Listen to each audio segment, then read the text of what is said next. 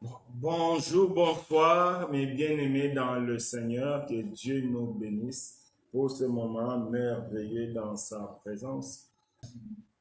Que notre Dieu soit béni. Donc,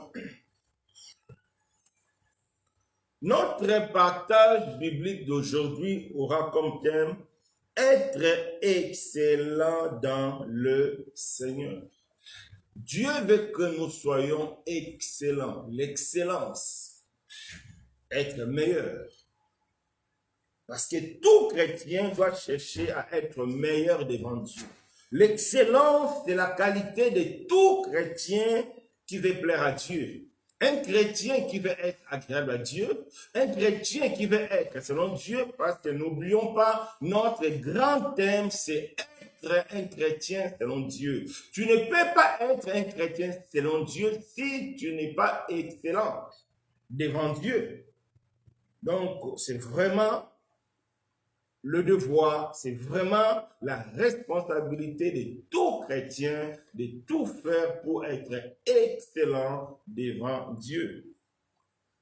Mais attention, nous devons vraiment faire très attention parce que être excellent dans le monde est différent de l'être devant le Seigneur. C'est deux choses différentes. Dans le monde, si tu es excellent, c'est que tu es bon dans ta catégorie. C'est que tu es meilleur dans ta catégorie. C'est-à-dire, tout tourne par rapport aux autres. Tu es bon par rapport aux autres. Tu es meilleur par rapport aux autres. Ça, c'est dans le monde. Mais dans le Seigneur, ce n'est pas ça. Parce que dans le Seigneur, on n'est pas dans l'optique de dépasser les autres, non. On n'est pas dans l'optique d'être meilleur que les autres, que non.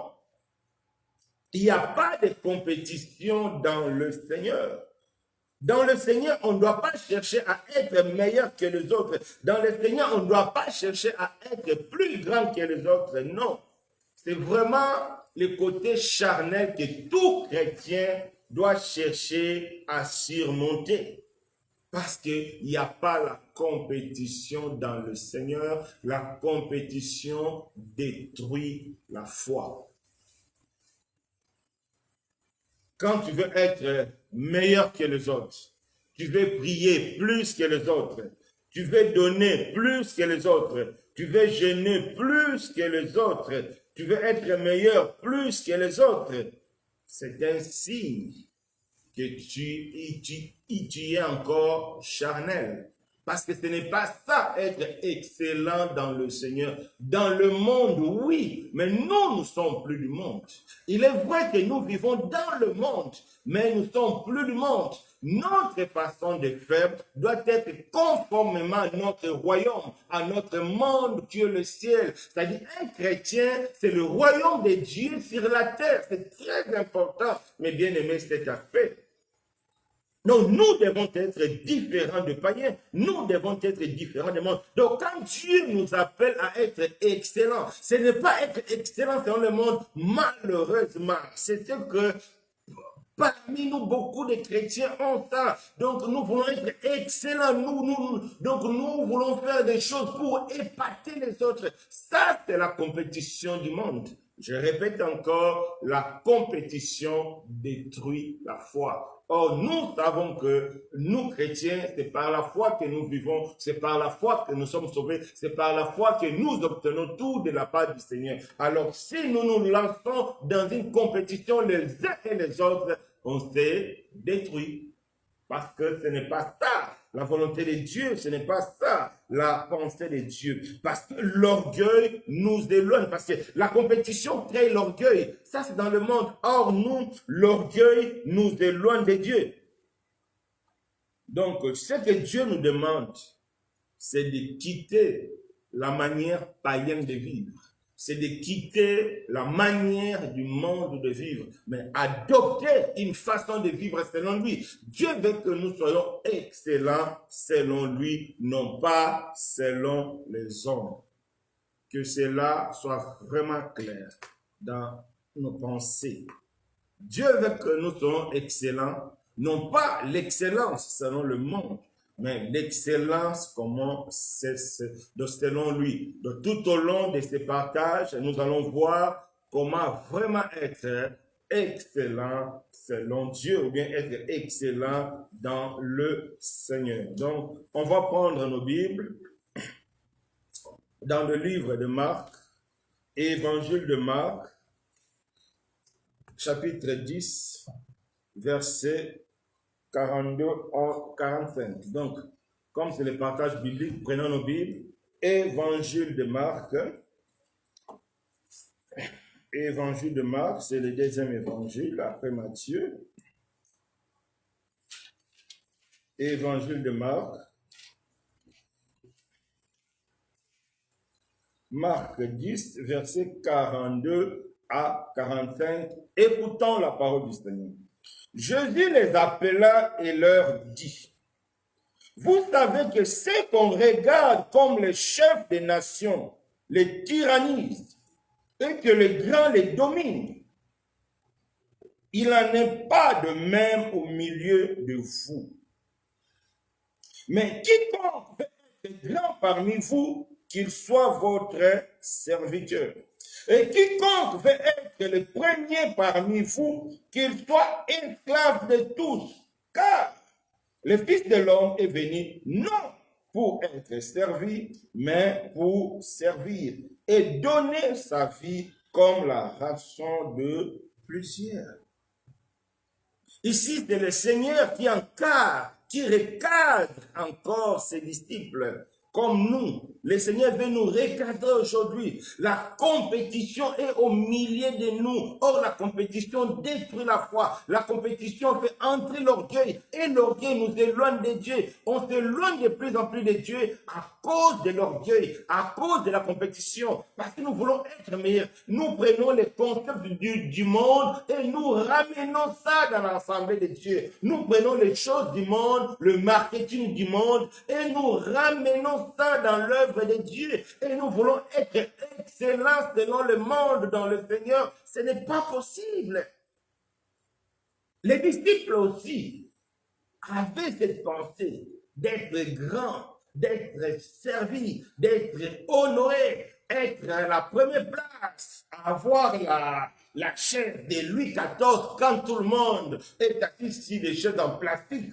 Toi, les grands boss sur la chaise de Louis XIV, ça dit tu veux montrer que moi j'ai beaucoup d'argent, j'ai ma vie. C'est-à-dire, non, ce n'est pas ça être excellent devant Dieu. Beaucoup de personnes commettent cette erreur-là. Parce que j'ai beaucoup d'argent, c'est que Dieu sait que je suis excellent, c'est pourquoi Dieu me bénit beaucoup. Non, mes bien-aimés, Dieu nous bénit d'abord parce que lui veut nous bénir. C'est par sa volonté que Dieu nous bénit. Ce n'est pas Salomon qui a demandé à Dieu de le rendre riche, non. C'est Dieu lui-même qui a dit que non, je devais donner la richesse à Salomon parce que c'était nécessaire pour lui. Donc, si toi tu es dans une bonne position dans le monde, c'est que Dieu a trouvé que c'est bon pour toi. Mais si Dieu a trouvé que c'est bon pour toi, c'est pour être serviteur des autres, non pas pour dominer. C'est très important, mes bien-aimés dans le Seigneur. Ce sont de petites notions, mais très importantes, parce que sinon,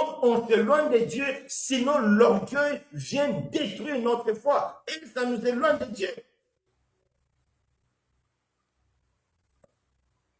Donc, nous devons faire la part des choses. Tout terme qui concerne les chrétiens doit être défini à la lumière des Écritures.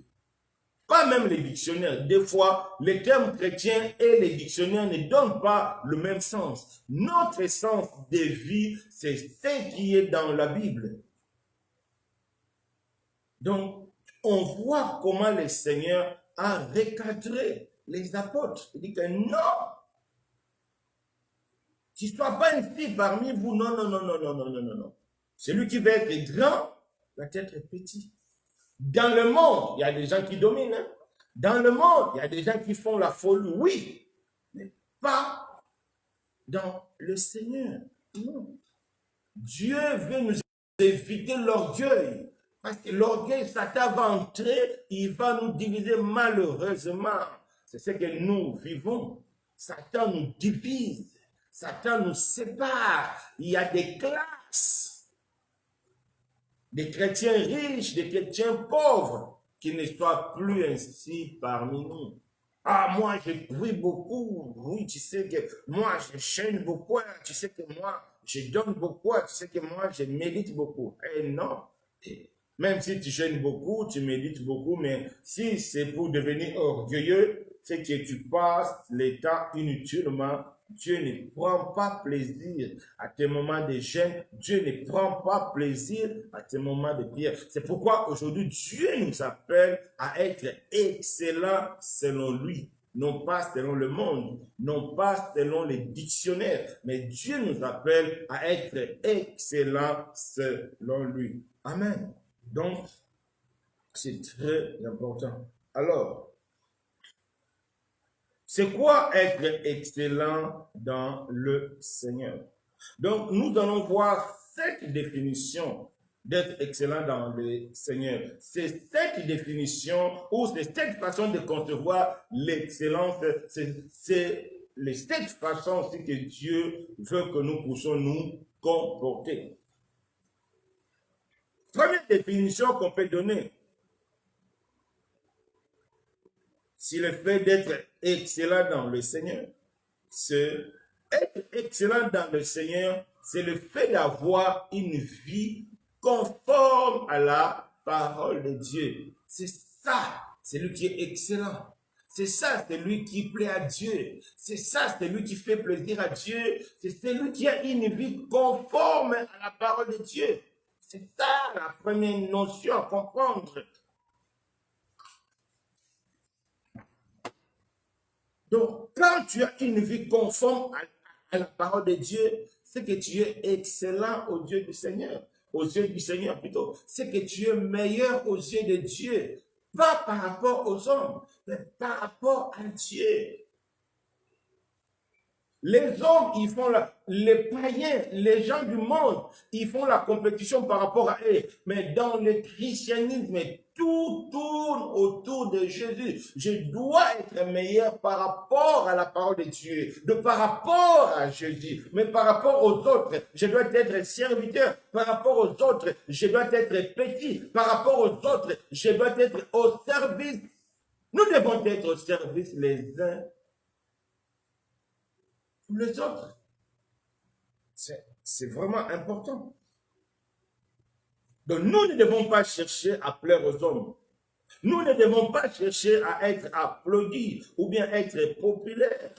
Surtout dans le domaine des chantres aujourd'hui, on voit comment il y a maintenant des vedettes chrétiens, des gens qui sont populaires. Et non, ce n'est pas ça être excellent. Ce n'est pas parce que beaucoup de gens t'acclament. Ce n'est pas parce que les gens disent que non, la personne là chante bien, la personne là a une voix d'ange. C'est que tu es excellent devant Dieu. Non, non, non, ce n'est pas ça l'excellence devant Dieu. Être excellent si ta vie est conforme, si ce que tu fais est conforme à la parole de Dieu, là tu seras excellent devant Dieu. Mais si ta vie, si ta façon de faire, si ta façon de vivre n'est pas conforme à la parole de Dieu, tu n'es pas excellent devant Dieu.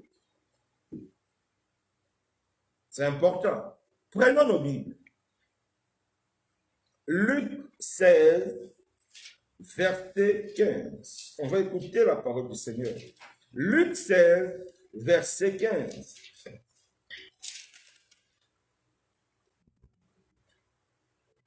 Jésus leur dit, vous cherchez à paraître juste devant les hommes, mais Dieu connaît vos cœurs, car ce qui est élevé parmi les hommes, c'est une abomination devant Dieu. Ça, c'est très important, mes bien-aimés. Ça, Dieu nous interpelle, nous tous.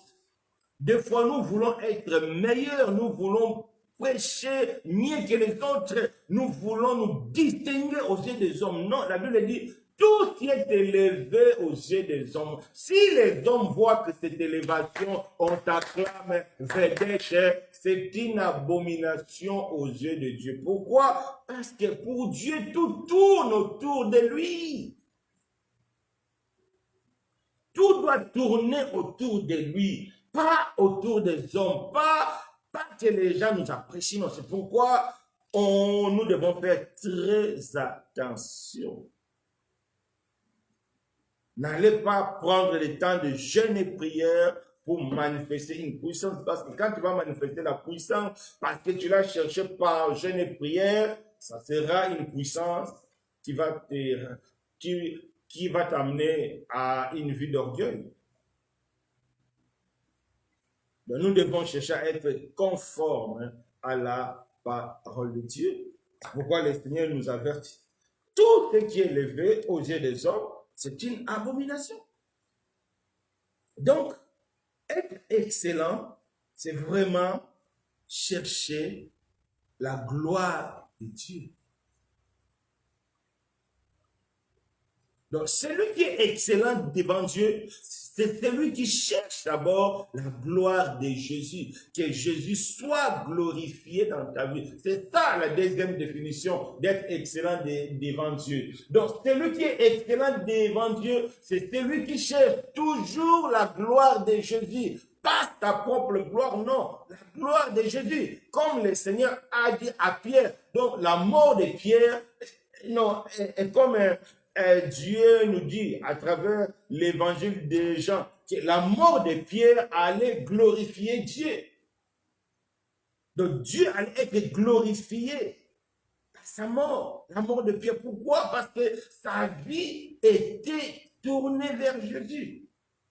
Donc, celui qui est excellent devant Dieu, c'est celui qui donne toujours gloire à Jésus par sa façon de vivre, qui donne toujours gloire à Jésus par sa façon de s'habiller, qui donne toujours gloire à Jésus par sa façon d'être au milieu de son lieu de travail. On est chrétien partout, mes bien-aimés. Dans ton travail, dans ta maison, au marché, dans les taxis, dans l'avion, dans le bateau, partout on est chrétien. Il n'y en a pas un endroit où on doit laisser les chrétiens dire que non, ça c'est un endroit neutre. Non, la neutralité dans la vie d'un chrétien, ça n'existe pas. Être excellent, c'est la personne qui donne gloire à Dieu partout. Même quand tu es seul dans le noir, tu dois donner gloire à Jésus. Quand on change de ville pour aller commettre des péchés, quand on change de lieu pour aller commettre des péchés, pour faire la folie loin des hommes, oui, tu es loin des hommes, aucun homme te voit. Mais la Bible nous dit, il y a un trou dans le mur. Dieu te voit. Dieu sonde tout. Dieu te voit. Donc, tu n'es pas excellent parce que même si aux yeux des hommes, tu peux apparaître meilleur ou quoi, mais Dieu sait que ton cœur, tu n'es pas excellent parce que dans le noir, tu ne donnes pas gloire à Jésus. Donc, un chrétien excellent, même dans le noir, donne gloire à Jésus, mes bien-aimés. Dieu nous appelle à être un chrétien selon lui. Donc nous devons vraiment chercher l'excellence dans sa présence. Donc l'un des moyens d'être excellent dans sa présence, c'est de tout faire pour donner gloire à Jésus. C'est-à-dire notre vie doit donner gloire à Jésus. C'est très important. Donc pour nous, on n'a rien à gagner. Donc, nous sommes vraiment des serviteurs inutiles, comme la Bible nous dit dans le livre de Luc 17, verset 10. On peut lire comme ces passages bibliques. On va prendre Luc 17. Luc 17, verset 10. Écoutons la parole du Seigneur. Vous de même, quand vous avez fait ce qu'on vous a été ordonné, dites, nous sommes des serviteurs inutile, nous avons fait ce que nous devons faire. Quel que soit ce que tu vas faire, les gens vont t'acclamer, les gens vont dire que non, la prédication était meilleure, non, les gens vont dire que ah non, en tout cas, c'était excellent. Pour toi, dans ton cœur, tu vas dire, je suis inutile, que la gloire revienne à Jésus. Si toi-même tu reçois la gloire, c'est que tu n'auras plus de récompense, c'est fini. C'est ça ta récompense, les dires des hommes. C'est ça ta récompense, les applaudissements des hommes. Beaucoup de personnes seront surprises au ciel, ils n'auront rien du tout parce qu'ils ont eu leur récompense ici, parce que les hommes les ont acclamés, parce qu'ils étaient élevés aux yeux des hommes, tu n'auras rien. Donc, quiconque va accepter les appréciations, c'est-à-dire l'élévation des hommes, quiconque va accepter la gloire des hommes, il n'aura rien de la part de Dieu. Donc, pour recevoir quelque chose de la part de Dieu, tu dois te dire, nous devons nous dire à partir d'aujourd'hui que nous sommes des serviteurs inutiles. Nous faisons seulement ce que notre Dieu nous demande. C'est ça. Nous faisons seulement ce que la parole de Dieu demande. C'est ça. Être excellent aux yeux de Dieu, parce que toute la gloire retourne à Jésus. C'est important. Donc, nous devons adopter l'attitude de Paul, de Pierre. Quand Corneille s'est prosterné devant Pierre, qu'est-ce qu'il a dit? Non, je suis un homme comme toi. Il refuse la gloire. Chrétien accepte que les autres chrétiens se prosternent devant lui, c'est que il a des soucis dans sa relation avec Dieu.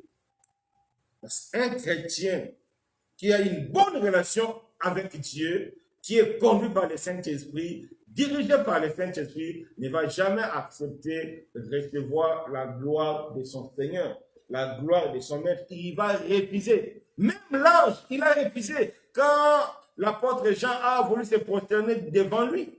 Mais si un ange me refuse, mais aujourd'hui, les autres pensent que c'est l'élévation. Quand les hommes se prosternent devant toi et toi tu acceptes. Non, non, non, non, non. Tout qui est élevé aux yeux des hommes est une abomination aux yeux de l'Éternel. Que Dieu nous fasse ça. Donc Dieu nous appelle vraiment à l'humilité, à être inutile aux yeux des hommes pour être utile devant Dieu. Donc, celui qui veut être utile devant Dieu doit vraiment être inutile aux yeux des hommes. Je fais seulement ce que Dieu m'a demandé. Si tu es chanteur, tu chantes d'un bon cœur parce que Dieu t'a demandé. Après, la gloire au Seigneur. Non, non, Dieu t'a béni, oui. Dieu m'a béni, j'ai acheté les beaux vêtements, mais c'est pour la gloire de Dieu. Tu ne portes pas les beaux vêtements pour que les gens t'acclament, te disent, ah, ça c'est beau, hein. Et toi aussi tu es là, ah, tu vois comment aujourd'hui j'aime, tu es habillé. Non, non, là, tu n'es pas excellent devant Dieu. Et c'est une abomination que Dieu nous fasse grâce. Peut-être nous tous, nous sommes concernés. Nous cherchons, parce que là, le Seigneur a parlé aux apôtres, que cela ne soit pas ainsi parmi vous. C'est vraiment le côté charnel qui dérange presque nous tous. Donc nous devons les surmonter aujourd'hui. Donc que nos actes, que tout ce que nous faisons soit pour la gloire du Seigneur, rien que pour la gloire du Seigneur. Amen. Être excellent, c'est aussi rechercher seulement le ciel, ou bien rechercher d'abord le ciel avant toutes choses. Comme la Bible dit, il va arriver un temps où les gens vont beaucoup aimer le plaisir plus que Dieu. Nous, chrétiens, nous ne sommes pas appelés à aimer le plaisir plus que Dieu. Non, ça c'est une règle grave, grave. Beaucoup ne se rendent pas compte. Quand on nous invite, on se prépare, on part au salon, on fait tout pour que nous soyons à l'heure. Mais quand c'est la prière, quand c'est le culte, quand c'est le séminaire, quand c'est pour Dieu, on ne se presse pas. Ça, c'est un défaut. C'est vraiment un défaut. C'est vraiment un défaut. C'est vraiment un défaut. Si le ciel est notre priorité, tout ce qui est lié à notre foi doit être priorité. C'est pourquoi même l'apôtre Paul a dit, même pour l'offrande, il faut déjà préparer ça dans la semaine. Demain, c'est le culte. Vendredi ou jeudi, tu prépares de ce que non, ça j'ai mis à côté pour le Seigneur. C'est important.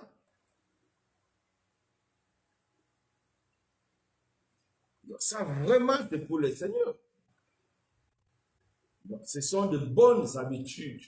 En lisant les livres des apôtres, en lisant la vie des apôtres, nous allons vraiment avoir de bonnes habitudes qui vont nous permettre d'être excellents aux yeux de l'Éternel.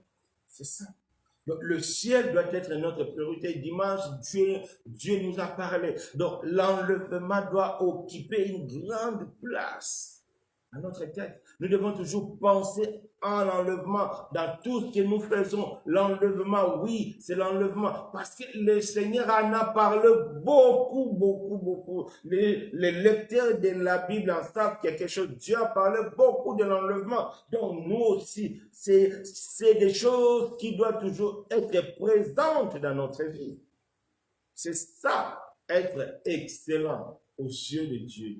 Quand tu passes premièrement au ciel, quand tu penses premièrement à l'enlèvement, la terre vient après. L'argent vient après. Si Dieu nous donne de l'argent, c'est pour le pain. Si Dieu nous bénit, c'est pour le pain. Et la Bible dit, Dieu va détruire et le pain, et l'argent, et les ventes. Dieu va les détruire. Donc nous ne devons pas donner priorité aux choses de la terre. Non. Que Dieu nous fasse face. Prenons nos Bibles. Luc 18, verset 10 à 14. Luc 18, verset 10 à 14. Des hommes montèrent au temple pour prier. L'un était pharisien et l'autre publicain. Le pharisien debout priait ainsi en lui-même. Oh Dieu, je te rends grâce de ce que je ne suis pas comme le reste des hommes qui sont des ravisseurs, injustes, adultères ou même comme ces publicains. Je jeûne 2 fois la semaine, je donne ma dîme de tous mes revenus. Les publicains se tenaient à distance, n'osaient même pas lever les yeux au ciel, mais se frapper la poitrine en disant, ô Dieu, sois apaisé envers moi qui suis un pécheur. Et le Seigneur a dit, je vous le dis, celui-ci est descendu dans sa maison justifié plutôt que l'autre, car quiconque se lèvera sera abaissé, celui qui s'abaissera sera élevé. Ici, le Seigneur nous parle de 2 personnes qui sont parties prier. Mais quand les pharisiens priaient, c'était pour se vanter devant Dieu.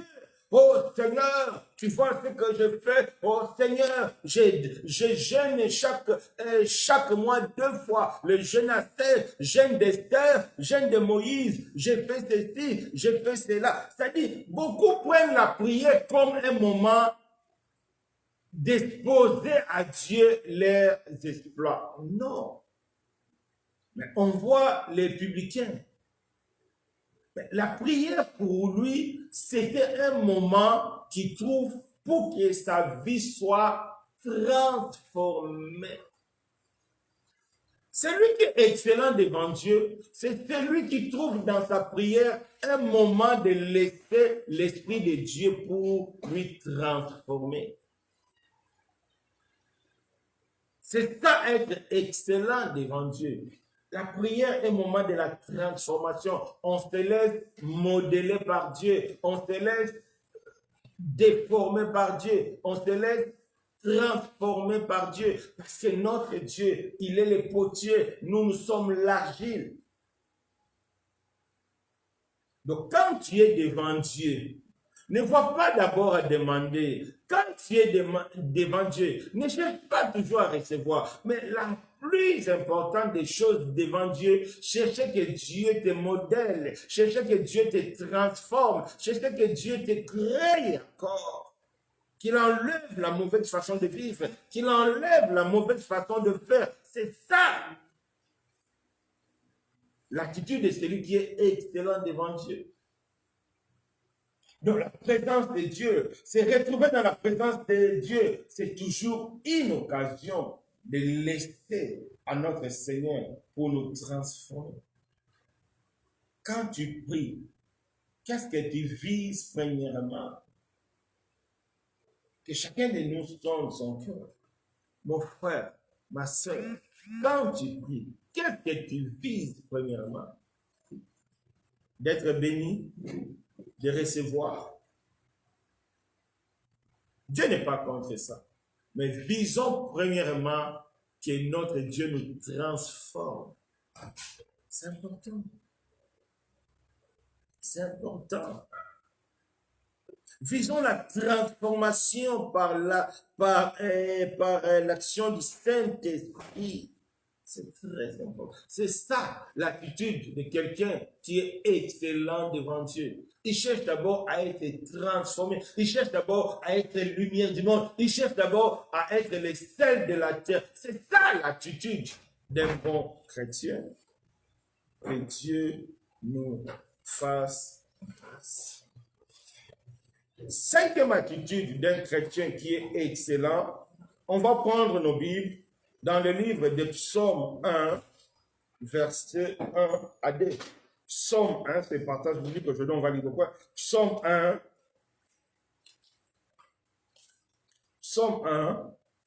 verset 1 à 2.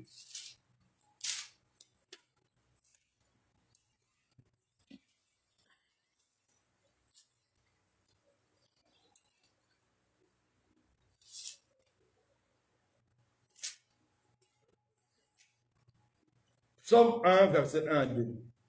Heureux l'homme qui ne marche pas selon les conseils des méchants, qui ne s'arrête pas sur la voie des pécheurs, qui ne s'assied pas en compagnie de moqueurs, mais qui trouve son plaisir dans la loi de l'Éternel et qui la médite jour et nuit. C'est le verset 2 qui nous intéresse. Donc, celui qui est excellent devant Dieu, c'est celui qui trouve toujours plaisir dans la parole du Seigneur. Quand tu lis la parole, vous savez, la parole de Dieu donne plaisir. Si réellement ton cœur est disposé, si réellement ton cœur est tourné vers Dieu, quand tu fais la méditation, il y a un plaisir qui découle dans la méditation. Si tu n'as pas ce plaisir-là, soit tu lis la parole de Dieu par contrainte, soit tu lis la parole de Dieu parce qu'on nous dit il faut méditer chaque jour, soit tu lis la parole de Dieu parce qu'on a seulement envoyé la méditation du jour. Si réellement ton cœur est disposé, si réellement ton cœur est tourné vers Dieu, la parole de Dieu procure un plaisir intérieur. Je ne sais pas si vous ressentez ça. Moi, réellement, si je suis disposé dans mes méditations, j'ai ce plaisir-là. Surtout, je me rappelle lors de ma conversion, au début de ma vie chrétienne, oh, la parole de Dieu me faisait rire, ça me donnait vraiment plaisir. C'est ça, il faut que la parole de Dieu nous donne plaisir. Quand tu lis, tu as ce plaisir de lire encore, de méditer, de méditer encore. C'est pourquoi la Bible dit que celui qui est saint, il se sanctifie encore. Mais quand tu ne ressens rien, quand la parole de Dieu ne te dit rien, quand tu lis seulement parce qu'on t'a demandé, il y a un problème dans ta vie. Il y a un problème dans ta relation avec Dieu. Oui, il y a un problème. Il faut vraiment sonder ton cœur, il faut vraiment sonder ta vie, voir Mais pourquoi la parole de Dieu ne te donne pas un plaisir? La Bible dit, il trouve son plaisir dans la parole de Dieu et il médite jour et nuit. Vous savez, la méditation quotidienne, c'est aussi un acte de foi. Parce que c'est une force qui vient du Seigneur. Parce que mon cœur est disposé, Dieu me donne le goût de la méditation. Parce que mon cœur est disposé, Dieu me donne le goût de lire la parole. Vous voyez maintenant pourquoi vous ne méditez pas chaque jour. Parce que votre cœur n'est pas vraiment tourné vers Dieu. La méditation devient un fardeau. Oui. Il y a des gens pour méditer, ça devient un fardeau. Quand la prière devient un fardeau, quand la méditation devient un fardeau, c'est qu'il y a un problème dans notre relation avec le Seigneur. Donc, disposons nos cœurs à Dieu et Dieu nous fera grâce. C'est pourquoi la Bible dit dans Psaume 122, verset 1, le roi David, je suis dans la joie quand on me dit d'aller dans la maison de l'Éternel. Pour même venir au culte, c'est tout un problème. Pour venir à la prière, c'est tout un problème. Oh, les chrétiens d'aujourd'hui, nous ne sommes pas excellents devant Dieu. Non, non, non, non, non, non. Moi, j'ai toujours dit, nous devons réformer notre vie chrétienne. Nous avons besoin de réformes individuelles. Chacun de nous a besoin de réformer sa vie. Aujourd'hui, la vie chrétienne, pour beaucoup de personnes, ça ne donne plus. On est chrétien qui est de nom, on est chrétien qui est d'assemblée, on est chrétien qui est des services que nous rendons à Dieu. Au fond, ça ne donne plus. Il n'y a pas la joie dans la prière, il n'y a pas la joie dans la méditation, il n'y a pas la joie quand on sert Dieu. Ça, il y a un problème, bien aimé. Il y a un problème, il y a un problème, il y a un problème. On n'est pas excellent devant Dieu, il y a un problème. Le monde a pris beaucoup de place dans notre cœur. Les soucis de la vie a pris beaucoup. C'est comme la parabole du semeur. On voit les soucis de la vie détruire la richesse. La course à la richesse du monde détruit la semence de Dieu. Oui, ça détruit. Nous devons considérer la richesse du monde. Si Dieu te bénit, considérons ça seulement comme le pain que Dieu te donne. Un jour, Dieu va le détruire. Il ne faut pas s'attacher à ça parce que la Bible dit Dieu va détruire ça un jour. Mais notre corps appartient au Seigneur. Notre âme appartient au Seigneur. C'est très important. Nous devons réformer notre façon d'être. Nous devons réformer notre vie chrétienne. C'est important. Celui qui est excellent, c'est celui qui trouve plaisir dans la parole du Seigneur. Chaque matin, on va trouver plaisir. Chaque dimanche, c'est le culte. La Bible dit, je suis dans la joie. Quand on me dit d'aller dans la maison de l'Éternel, combien de chrétiens mentent? Il ne va pas venir. Il va dire seulement, je vais venir seulement pour te calmer. Oui, toi tu dis pour calmer la personne qui t'a posé la question. Mais en réalité, tu es en train de pécher. Tu es en train de t'éloigner de Dieu. Tu es en train de te maudire. Le péché, c'est la malédiction. Beaucoup ne voient pas le péché dans cet angle-là. Quand tu pêches, tu es en train de te maudire. Dieu est en train de te maudire aussi. C'est important, mais bien aimé. Aujourd'hui, Dieu nous donne l'opportunité de réformer tout ça pour que nous soyons excellents. Que Dieu nous fasse grâce. C'est un aspect très important. Prenons nos Bibles. 1 Corinthiens 6, verset 1.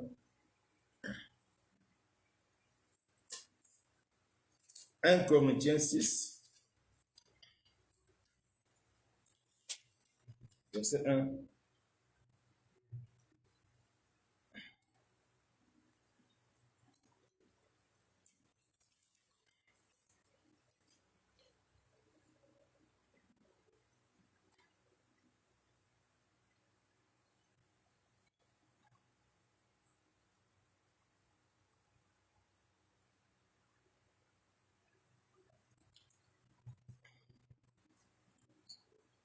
Quelqu'un de vous, lorsqu'il a un différend avec un autre, ose-t-il plaider devant les injustes, non devant les saints?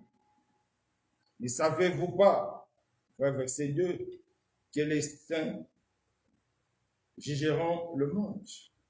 Si par vous que le monde est jugé, êtes-vous indigne de rendre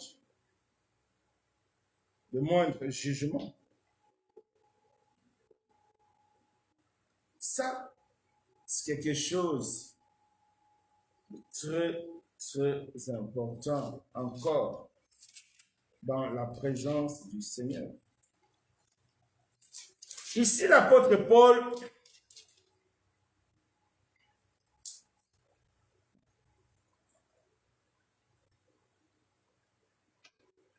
reproche aux chrétiens.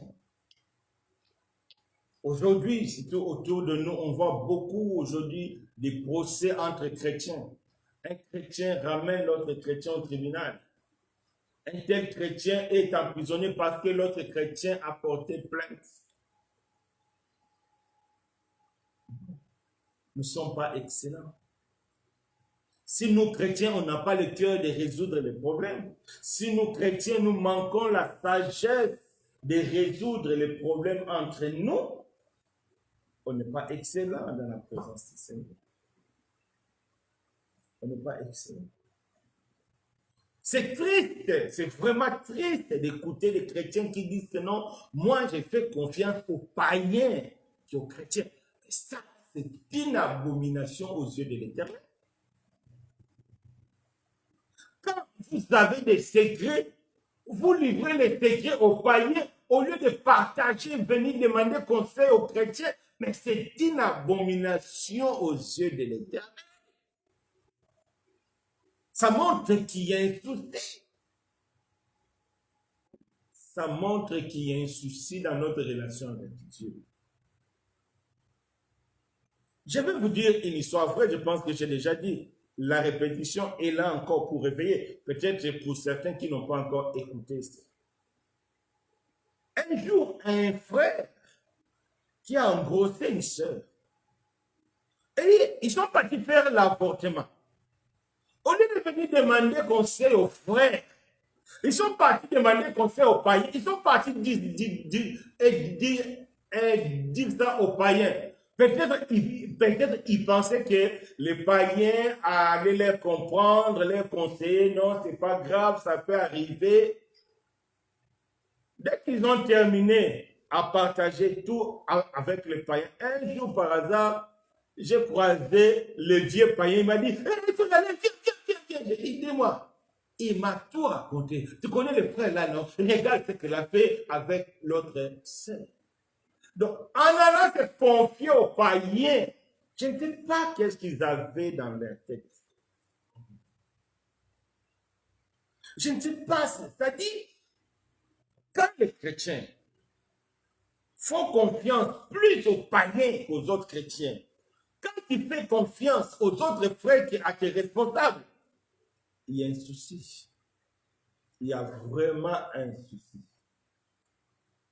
C'est que ta relation avec Dieu n'est pas bonne. C'est pourquoi Paul est étonné. Comment entre vous chrétiens, s'il y a des différends, il n'y a pas de sages parmi vous qui peuvent donner conseil? Parce que vous allez juger le monde. Mais pourquoi vous retournez encore dans le monde pour que le monde vous juge? C'est indigne. La Bible dit c'est indigne. C'est indigne, mais bien aimé dans le Seigneur. Vous qui avez l'habitude d'aller chez les païens, partager vos secrets, au lieu de demander des conseils spirituels, vous demandez des conseils charnels. Vous êtes indigne devant Dieu. Vous êtes indigne devant Dieu. Attention, la Bible dit, rien ne sera caché. Si vous pensez que les païens vont garder les secrets pour vous, vous vous trompez. En réalité, les païens, dans leur cœur, ils se réjouissent. Ah, vous êtes faibles aussi comme nous. Ah, vous faites des choses aussi comme nous. Ah, c'est ça la réaction du païen. Peut-être qu'ils ne vont pas vous montrer.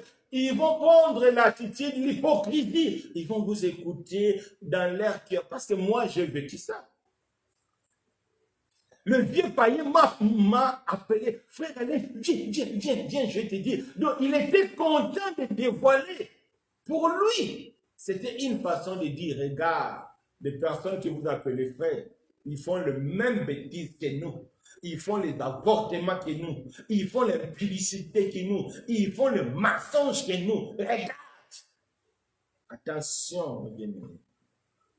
Mais si on se confie entre frères, c'est notre responsabilité de prier les uns pour les autres. C'est notre responsabilité de conseiller les autres. C'est ça. Sinon, nous sommes indignes. C'est pourquoi j'ai dit, nous devons réformer notre façon de vivre. Jésus revient, le temps est proche. Mais bien aimés, nous devons réformer notre façon de vivre. Cherchons l'excellence dans le Seigneur. Dans le Seigneur, pas dans le monde. Nous devons réformer notre façon de vivre. Mais bien aimés, il y a un risque grandissant. Que l'enlèvement devient un jugement terrible dans le milieu chrétien. Nous pouvons rester.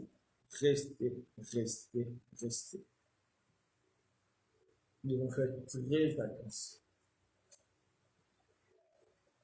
Si le monde nous fait confiance, c'est pour éclairer, pas pour être comme eux. C'est très important. C'est très important. C'est indigne. Quand on n'est pas prêt à dépasser les païens par notre manière de vivre, c'est indigne. Nous ne sommes pas excellents aux yeux de l'Éternel. Saisissons cette opportunité pour réformer notre façon de vivre. Être excellent, c'est aussi fuir le péché. La Bible nous dit fuyez l'impudicité, fuyons le péché. Un chrétien qui est excellent devant Dieu, c'est celui qui fuit le péché, quelle que soit la forme du péché. Nous devons fuir. Le péché doit nous rendre mal à l'aise. On ne doit pas se plaire dans le péché. Nous devons trouver le plaisir dans la parole du Seigneur. Nous devons trouver le plaisir dans la méditation. Nous devons trouver le plaisir au culte, en venant au culte. Nous devons trouver le plaisir en assistant au direct. Pas dans le péché. Si c'est le contraire, nous sommes indignes devant Dieu. Nous ne sommes pas dignes d'être disciples du Seigneur. Non, que personne ne nous trompe, mes bien-aimés. C'est pas pour rien que Dieu nous a donné la parole. C'est pas pour rien. Notre vie doit être conforme à ce qui est écrit. Nous devons fuir le mal. Nous devons fuir le péché. Nous devons fuir l'abomination. C'est très important. C'est très important. Le septième élément d'être excellent, c'est celui qui place la confiance à Jésus. Celui qui est excellent, c'est lui qui place la confiance au Seigneur. On peut lire Luc 5, verset 5, si les frères peuvent nous lire. Luc 5, verset 5. Luc 5, verset 5. Luc 5, verset 5. Simon lui répondit, « Maître, nous avons travaillé toute la nuit sans rien prendre, mais sur ta parole, je jetterai le ciel. » Oui, ici le Seigneur il s'est adressé à Simon. Simon est un pécheur. Il est parti pêcher. Ils ont pêché toute la nuit. Ils n'ont rien trouvé. Mais la journée, le Seigneur a dit, maintenant, retournez encore jeter les filets. Pierre a dit, oh Seigneur, maître, on a passé toute la nuit. On n'a rien trouvé. Mais parce que toi, tu as dit, si ta parole, je jetterai encore. Oh, mes bien-aimés.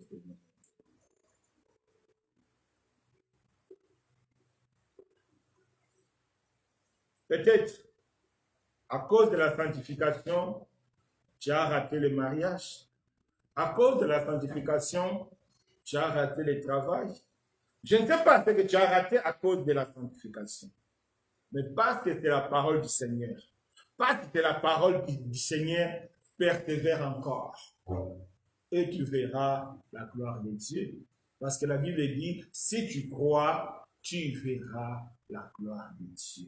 C'est ça être excellent.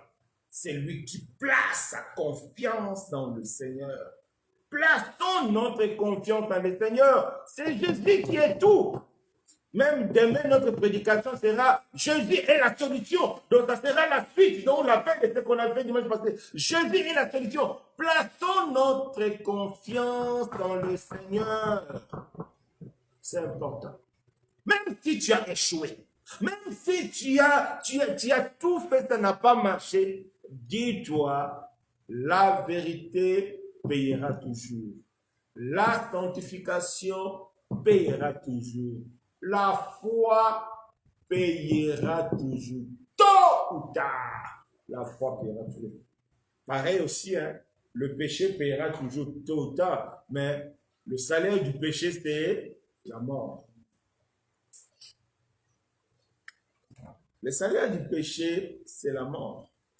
Dieu nous appelle à être excellents, non pas selon le monde, mais selon lui, selon ce que nous avons défini. Être excellent, c'est vraiment vivre conformément à la parole de Dieu. Être excellent, c'est chercher la gloire de Jésus. Être excellent, c'est toujours penser au ciel, premièrement au ciel. La terre vient après. Être excellent, c'est prier pour que ta vie soit transformée. Avant d'abord de prier pour la nourriture, avant d'abord de prier pour le mariage, avant d'abord de prier pour le travail, avant d'abord de prier pour nos besoins, priez d'abord pour que notre vie soit transformée. C'est ça être excellent devant Dieu. Être excellent, c'est trouver le plaisir dans la parole du Seigneur. Donc, c'est lui qui trouve le plaisir dans la parole du Seigneur. Être excellent, c'est lui qui ne copie pas le monde. C'est lui qui fait confiance aux autres frères. La fraternité, comme Pierre a dit, c'est bizarre, c'est indigne d'aller vous confier aux païens. C'est indigne d'aller chercher les conseils charnels chez les païens. C'est indigne devant Dieu. Mais nous devons nous confier aux autres frères chrétiens. Être excellent, c'est fuir le péché. Être excellent, c'est placer toute la confiance à Jésus, comme Pierre a dit. Bien qu'on a cherché toute la nuit, mais c'est ta parole, je jetterai les filets. Alors, pour terminer, comment faire pour devenir excellent? Comment faire pour devenir excellent? Première chose à faire, Jean 5, verset 19. Prenons nos Bibles. Jean 5, verset 19. Jean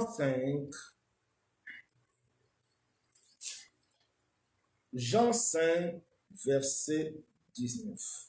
Jésus reprit donc la parole et leur dit, en vérité, je vous le dis, le Fils ne peut rien faire de lui-même.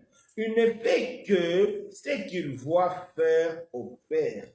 Tout ce que le Père fait, le Fils aussi le fait pareillement. Vous savez, c'est Jésus qui est le modèle de l'excellence devant Dieu. Mais le Seigneur nous a dit, lui, il ne fait que ce que le Père fait. Pourquoi Jésus est excellent? Parce qu'il ne fait que ce que voit le Père fait. Il voit le Père aimer le monde, lui aussi aimer. Il voit le Père sauver le monde, il est venu pour sauver. Il voit le Père ressusciter, il est venu pour ressusciter. Il ne fait que ce que le Père fait. Alors, pour devenir excellent, la première des choses que nous avons besoin, nous devons être animés de la pensée d'imiter Jésus.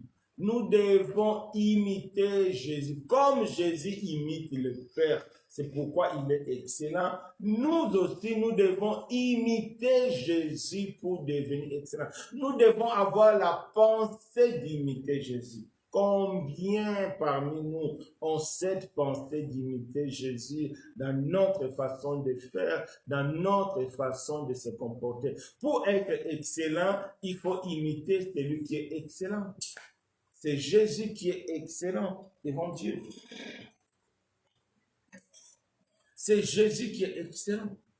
Donc, c'est ça la première des choses. C'est pourquoi Paul nous dit dans 1 Corinthiens 11, verset 1, « Soyez mes imitateurs comme moi je le suis pour le Christ. » Paul imite le Christ. Pourquoi Paul est excellent?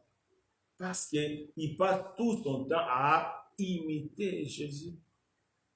Comment on peut imiter Jésus si on ne connaît pas Jésus? C'est pourquoi la méditation est très capitale.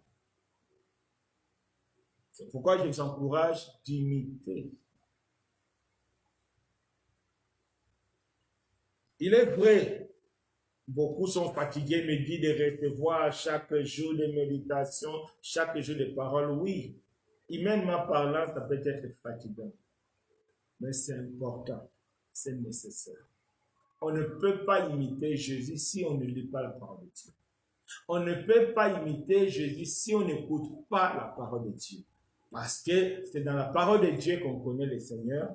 C'est dans la parole de Dieu qu'on connaît les actions du Seigneur pour imiter. Comment Jésus imite le Père? Parce qu'il écoute toujours le Père, parce que lui et le Père, ils sont un. Tu ne peux pas devenir un avec Jésus si tu n'écoutes pas la parole de Dieu chaque jour, si tu ne médites pas la parole de Dieu.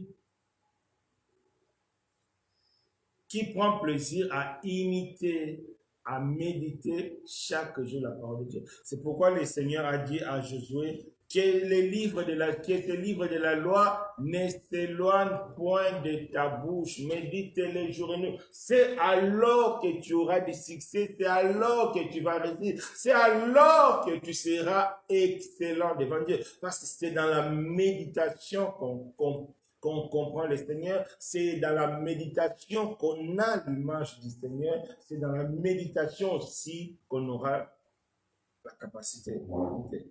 Donc c'est très important. Qui veut être excellent aujourd'hui parmi nous? Qui veut être excellent aujourd'hui parmi nous? Première des choses, ayez dans ton cœur la pensée d'imiter le Seigneur, d'imiter Jésus, que cela soit ton désir aussi. Vous savez, il y a une réalité spirituelle peut-être qu'on ne se rend pas compte. Les vrais désirs du cœur attirent la faveur de Dieu envers nous.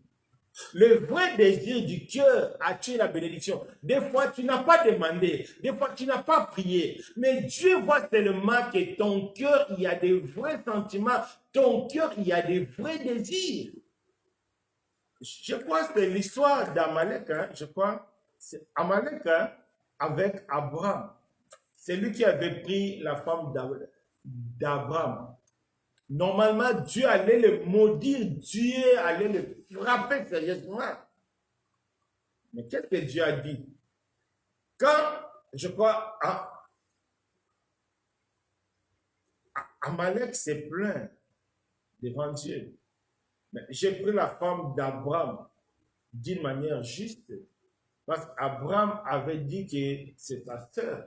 Dieu l'a dit oui. C'est pourquoi je ne t'ai pas permis de toucher cette femme, sinon tu allais recevoir une malédiction terrible, parce que ton cœur était juste. Ayons les bons désirs. Vous savez, quand Dieu dit que David est juste, David est saint, telle personne est juste, telle personne est sainte, ce n'est pas qu'ils ne commettent pas les erreurs, non. Mais c'est parce que dans leur cœur, ils ont des désirs propres. Parce que dans leur cœur, ils ont des sentiments sains. Ayons les désirs propres. Ayons les sentiments sains. Les sentiments d'imiter Jésus. Les sentiments d'être comme Jésus. Que Dieu nous fasse grâce. C'est le premier élément. Nous devons avoir ce sentiment d'être comme Jésus. Imiter Jésus. Deuxième chose, nous devons passer par la nouvelle naissance. C'est très capital. Celui qui n'est pas né de nouveau, il lui sera impossible d'être excellent aux yeux de l'Éternel.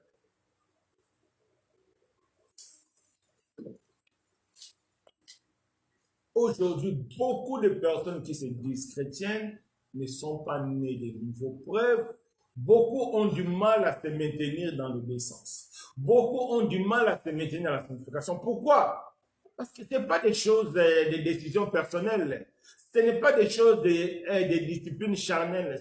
Non, c'est des choses spirituelles. La sanctification, c'est des choses spirituelles. Une vie de méditation, c'est des choses spirituelles. Une vie de prière, c'est des choses spirituelles. Mais pourquoi on ne se maintient pas dans une vie de prière? Pourquoi on ne se maintient pas dans une vie de sanctification? Parce que nous ne sommes pas nés de nouveau. C'est impossible. Impossible. La nouvelle naissance est très capitale. Il faut que tu sondes ton cœur. Il faut que tu sondes ta vie. Voir si réellement tu es né de nouveau. C'est impossible. Un jour, j'ai lu dans un journal, on m'a dit que bon, ils ont dit que ces derniers temps, il y a un taux très élevé de divorces des chrétiens. C'est un peu bizarre. Comment dans le monde chrétien, on peut trouver un taux très élevé de divorces? On comprend que beaucoup de personnes qui se disent chrétiens ne sont pas nés de nouveau. C'est pourquoi ils ont du mal à pardonner. C'est pourquoi ils ont du mal à laisser passer des choses. C'est pourquoi ils ont du mal à accepter les erreurs des autres. Ils ont du mal à accepter les défauts des autres. Un frère qui a perdu le travail, qui n'est plus riche, qui n'a plus de moyens, la sœur divorce. Là, tu n'es pas chrétien. Et non, tu es charnel. Tu es charnel. Tu es charnel. Tu n'es pas chrétien. Non, non, non. Tu es charnel. Tu fréquentes une assemblée, oui. Tu fréquentes une église, oui. Tu fais les jeûnes d'Esther. Beaucoup aiment ça. J'ai fait les jeûnes d'Esther. Quand tu vois quelqu'un faire la publicité, moi j'ai fait les jeûnes d'Esther, c'est qu'il est charnel. Peut-être il n'est même pas né de nouveau. Un chrétien ne fait pas la publicité. Non, non. Comment expliquer qu'aujourd'hui on trouve un taux de divorce élevé parmi les chrétiens? Ça, ce n'est pas l'excellence. Non, non, non. Ce n'est pas l'excellence. C'est la honte. Pourquoi? Parce que beaucoup ne sont pas nés de nouveau. Mais bien aimés, prenons ça aussi. Nous devons vraiment sonder nos cœurs. Pourquoi je n'arrive pas à marcher dans la sanctification? Pourquoi je n'arrive pas à laisser l'impudicité? Pourquoi je n'arrive pas à laisser les mensonges? Pourquoi je n'arrive pas à laisser la fraude? Pourquoi je n'arrive pas à laisser ceci, à laisser cela? Des jours et des jours, des mois et des mois, des années et des années. Pourquoi je n'arrive pas à laisser? Je suis convaincu. La raison, c'est la nouvelle naissance. Peu sont nés de nouveau. Parce que c'est la nouvelle naissance qui nous donne la capacité de manifester la vie de Jésus. Alors, nous devons être nés de nouveau pour être excellents. Alors, comment faire pour être né de nouveau? C'est croire en Christ, croire qu'il est mort pour toi, croire qu'il est ressuscité pour toi, et tu le crois du fond du cœur. Et tu acceptes d'être enseigné. C'est très important. Quand tu n'as pas l'enseignement, quel sera le modèle de ta nouvelle vie? C'est ça le problème. Les chrétiens qui n'acceptent pas d'être enseignés, mais quel modèle tu vas adopter? Tu es devenu né de nouveau, oui, mais quel modèle? Tu n'as pas de modèle, tu vas vivre comme le païen. Tu n'as pas de modèle, tu vas vivre comme tout le monde. Et comment on reçoit un modèle de vie? C'est à travers les enseignements. C'est à travers une vie de méditation disciplinée. C'est pourquoi le Seigneur a dit à Josué, médite jour et nuit, c'est alors que tu réussiras, c'est alors que tu vas être excellent aux yeux de Dieu. C'est très important. Que chacun de nous réfléchisse. Est-ce que je suis réellement né de nouveau? Et le troisième élément, nous devons être animés d'une pensée claire, de vivre une vie d'obéissance. Un chrétien qui n'est pas animé de la pensée de l'obéissance, il y a un souci. Tu ne peux pas être excellent si tu n'es pas animé de la pensée de l'obéissance. Que Dieu nous fasse grâce. Cherchons à être excellents. Cherchons à imiter Jésus. Cherchez vraiment à comprendre si on est né de nouveau. Être vraiment animé de la pensée de l'obéissance. Les trois choses-là, mélangées dans notre vie, les trois choses-là, conjuguées dans notre vie, ça nous rendra excellents. Parce que c'est Dieu lui-même qui nous rendra excellents. Que Dieu nous bénisse. Est-ce qu'il y a des questions ici? Tu as une question? Tu as une question? Quelle est ta question?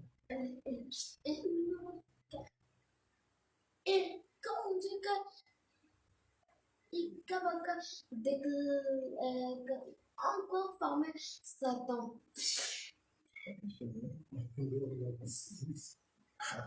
Est-ce qu'en ligne, il y a des questions? Non. Donc, est-ce qu'il y a une question? Il y a une question? La question est comment être chrétien doit connaître la volonté de Dieu? Comment un chrétien doit connaître la volonté de Dieu? Beaucoup de chrétiens se posent cette question-là. Comment un chrétien peut connaître la volonté de Dieu? Non, maman Santa, peut-être aussi tu te poses, non? Comment connaître la volonté de Dieu? C'est une question, je vois ça beaucoup même sur Internet. Comment connaître la volonté de Dieu? Paul a dit quelque chose de très important. Si vous suivez, si on fait la méditation quotidienne, personne ne peut connaître quelque chose de Dieu si ce n'est l'Esprit de Dieu. Tel que vous êtes là, même les gens, s'il y a des gens en ligne, personne ne peut connaître tes pensées si toi-même tu ne dévoiles pas tes pensées. Personne ne peut connaître ta volonté si toi-même tu ne dévoiles pas ta volonté. Même dans le cadre d'un couple, le mari ne connaîtra jamais la volonté de sa femme si la femme lui elle-même ne dit pas à son mari. La femme ne connaîtra jamais la volonté de son mari si le mari ne le dit pas. Est-ce que nous sommes clairs? Est-ce que nous sommes d'abord convaincus à ça? Si nous sommes convaincus, maintenant on va passer comment connaître la volonté de Dieu. Prenons nos Bibles, Psaume 25, je crois, verset 12. Psaume 25. Psaume 25. Un instant. Je crois, Psaume 25, verset 12. Prenons nos Bibles. Psaume 25, verset 12. Comment connaître la volonté de Dieu? Écoutons bien, que chacun ait la parole de Dieu. Quel est l'homme qui craint l'Éternel? L'Éternel lui montre la voie qu'il doit suivre. Est-ce qu'on a compris? Est-ce qu'on a compris? Quel est l'homme qui craint l'Éternel? L'Éternel lui montre la voie suivre. Donc, pour connaître la volonté de Dieu, il faut craindre Dieu. Quand tu crains Dieu, c'est Dieu lui-même qui va te montrer sa volonté, la voie à suivre. Est-ce que c'est clair? Est-ce que c'est clair? C'est pas clair. Hein? Est-ce que c'est pas clair? Mais c'est ce que la Bible dit, non? Celui qui craint Dieu, c'est celui-là que Dieu va lui montrer sa volonté. Si tu n'as pas la crainte de Dieu, tu ne vas jamais connaître la volonté de Dieu. C'est clair ou bien c'est pas clair? Moi, c'est pas, hein? Freddy, c'est pas clair. En fait, je pense que c'est clair. Mais il faudra ramener dans la... qu'elle explique. Ah oui. Il faudra peut-être ramener à expliquer la crainte de Dieu. Pourquoi je parle de la crainte de Dieu? Parce que très souvent, les chrétiens, on a l'habitude à mettre la crainte de Dieu sous peur d'un jugement. Je crains Dieu, je ne vais pas faire la chose parce que je crains Dieu, parce qu'en faisant la chose, je serai condamné, il y aura un jugement. Or, la crainte dont parle le psalmiste, c'est l'affectionnement de choses saintes. C'est-à-dire, c'est lui qui veut écouter Dieu, doit craindre Dieu. C'est lui qui veut écouter Dieu, doit d'abord aimer Dieu. Il faut aimer Dieu de tout ton cœur. Tu aimeras l'Éternel ton Dieu de tout ton cœur, de toute ton âme, de toute ta pensée, de toute ta force. Il faut aimer Dieu. C'est lui qui craint Dieu, c'est lui qui est aimé de Dieu et qui est né de nouveau. La Bible dit, il est né selon la volonté de Dieu. C'est dans la nouvelle naissance qu'on va apprendre à vivre la volonté de Dieu. Jean 1, verset 12. C'est lui qui est né non pas selon la parole, non pas selon le sang, non pas selon la chair, mais selon la volonté de Dieu. Donc, craindre Dieu, c'est aimer Dieu. Craindre Dieu, c'est naître né de nouveau. Craindre Dieu, c'est méditer la parole de Dieu jour et nuit. C'est dans la méditation quotidienne de la parole de Dieu que c'est là où Dieu va nous montrer sa volonté. Parce que beaucoup pensent que connaître la volonté de Dieu, c'est quelque chose de magique comme ça. Découpant, Dieu te montre. Tu dors, Alain va à gauche, Alain va à droite. Non, non. Mais bien aimé, c'est très important. Peut-être on va faire une étude biblique. Des personnes que vous voyez là-bas, Abraham, Jacob, Joseph, ils dorment, Dieu vient la nuit, Jacob fait ceci, Alain fait ceci. Non! Quand Dieu vient parler, c'est un processus. Leur vie est tournée vers Dieu. Leurs sentiments sont tournés vers Dieu. Leurs désirs sont tournés vers Dieu. Résultat, Dieu trouve plaisir de bien lui souffler la nuit. Oui, Dieu trouve plaisir de bien lui souffler la nuit. Pourquoi Dieu a dit, Moïse est mon ami, Abraham est mon ami? Ferai-je quelque chose sans dire à Abraham mon ami? Est-ce que je vais détruire Sodome et Gomorrhe sans parler à Abraham? Pourquoi? Parce qu'Abraham a eu les pensées vers Dieu, parce qu'Abraham craint Dieu, parce qu'Abraham médite la pensée de Dieu, parce qu'Abraham a foi à Dieu. C'est-à-dire, pour connaître la volonté de Dieu, c'est un ensemble des éléments qui doivent se retrouver dans notre vie. C'est-à-dire, il y a l'amour de Dieu, il y a la nouvelle naissance, il y a la méditation, il y a la foi. je pense déjà, les 5 éléments, si c'est retrouvé dans notre vie, Dieu prendra plaisir. C'est très important. Je vais vous donner un cas concret.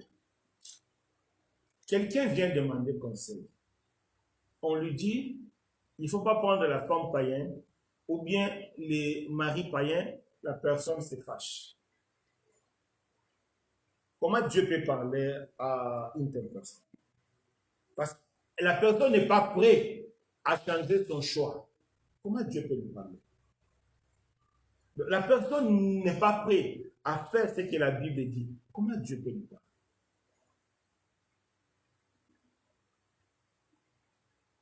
Donc, connaître la volonté de Dieu, c'est tout un concept que nous devons intégrer. Donc, nous devons aimer Dieu. Nous devons être nés de nouveau. Nous devons méditer la parole de Dieu. Nous devons avoir la foi. Nous devons être prêts à changer. Et là, Dieu va nous parler.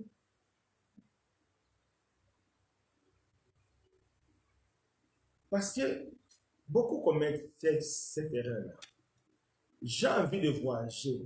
Je prie seulement pour voyager. Maintenant, si Dieu te dit que ce n'est pas ça, sa volonté, est-ce que tu es prêt à changer de décision? C'est ça le problème. Est-ce que tu es prêt à changer? Lisons la parole de Dieu et vous allez voir combien Dieu te manifeste.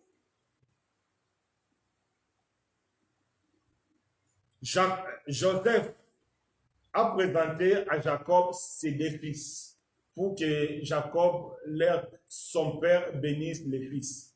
C'est comme dans toute vie, il y a d'abord l'aîné et le petit. Donc, on commence d'abord par l'aîné et le petit. Jacob a changé comme ça.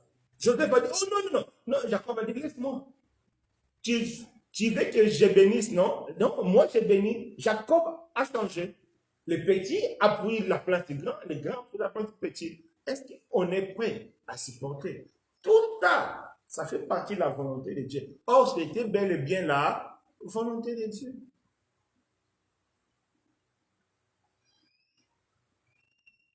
Donc, ne cherchons pas la volonté de Dieu. Jacob a écouté de Dieu, veut lui parler. Non. Pour que Dieu vienne parler à Jacob, Dieu a travaillé la vie de Jacob. Et une fois Dieu a travaillé ta vie, et là, quand Dieu va parler, je vais te suivre. C'est pourquoi la Bible a résumé tout ça dans la crainte de Dieu. Tu ne peux pas craindre Dieu si tu n'aimes pas Dieu, c'est impossible. Tu ne peux pas craindre Dieu si tu n'es pas né de nouveau, c'est impossible. Tu ne peux pas craindre Dieu si tu ne médites pas la parole de Dieu, c'est impossible.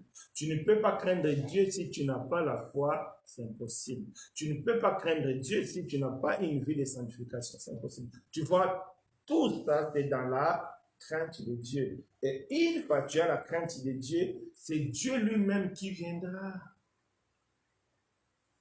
C'est Dieu lui-même qui viendra, parce que c'est Dieu lui-même qui va te communiquer sa volonté. Je ne sais pas si vous avez compris. Tu as compris? Pas vraiment. Hein? Toi aussi, pas vraiment. Hein? Tu as compris? Félix, tu as compris? Donc, c'est très important. C'est-à-dire, craindre Dieu, c'est tout un concept qui est là. C'est tout un concept qui est là. C'est tout un concept. C'est tout un concept. Peut-être un jour, on va partager parce que un jour, ça m'a pris 2 jours de prêcher comment connaître la volonté de Dieu. Donc, ça m'a pris 2 dimanches pour vraiment expliquer à long et à large. Je pense que même on peut même prendre ça, notre sujet de samedi prochain, comment connaître la volonté de Dieu. En tout cas, que Dieu nous bénisse. Est-ce qu'il y a encore 6 autres questions? On va élever nos voix. Éternel notre Dieu, merci pour ta grâce. Merci pour tes bienfaits. À travers ce moment, nous te demandons au Seigneur de nous aider à être excellents. Non pas à la manière du monde, mais être excellents selon toi. Aide chacun de nous. Aide-nous à vivre selon ta parole. Aide-nous vraiment à vivre pour la gloire de Jésus. Aide-nous vraiment à prier pour que tu nous transformes. Aide-nous à fuir le péché, à refuser la suite du monde. Aide-nous à prendre plaisir à ta loi, à prendre plaisir à ta parole. Aide-nous à faire confiance aux chrétiens, à faire confiance les uns et les autres. Aide-nous, Seigneur. C'est ça, être excellent à tes yeux. Être animé de cette pensée d'imiter Jésus. Être né de nouveau. Et vivre dans l'obéissance. J'ai besoin de toi, mon Dieu. J'ai besoin de toi, mon roi. Au nom puissant de Jésus-Christ. Amen.